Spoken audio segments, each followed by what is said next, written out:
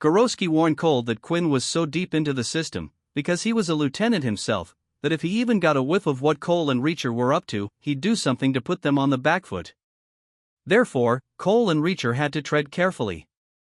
With some help from Private Anthony Frasconi, who had a crush on Kohl, they zeroed in on Safwan Qasim, a member of the Syrian military forces, who was apparently buying the intel that Quinn was selling.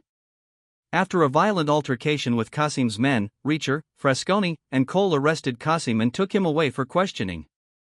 Once they had all the necessary paperwork ready, they just needed to ascertain whether the stuff that Quinn was selling to Qasim was authentic or not. Qasim was thrown out of the country with a stern warning after Jack obtained the documents that Quinn had given to him. Frasconi located Quinn's house, or his temporary base of operations, and as soon as Kohl confirmed that Quinn was selling real military intel, she teamed up with Frasconi to arrest him. Unfortunately, something went wrong. Frasconi died trying to protect Kohl, something that Jack had warned him not to do during an active crime scene because he knew that Frasconi's feelings for Kohl would cause him to give up the strategic advantage he had over his enemies. And it was evident that Quinn had abducted Kohl to get her to talk about the dirt that she had on him. Jack and Garber worked together to locate a secluded house that Quinn had under his name because they knew that he'd need a place well away from human civilization to torture Kohl. Instead of waiting for backup, Jack got a hold of Quinn, walked him to a ledge near his villa, and shot him in the head, which caused him to fall into the river. Jack used Quinn's gun to shoot him, and, apparently, it used small-caliber bullets. So, it didn't injure the inside of his head, it just lodged into his skull, leading to some memory loss. That said, Jack couldn't save Kohl.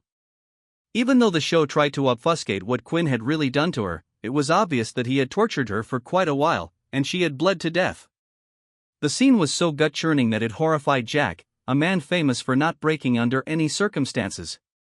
So this week's episode of Reacher takes a backseat from the action and instead shows off more of Quinn's ties to the past and how Reacher and this Dominique tie into everything.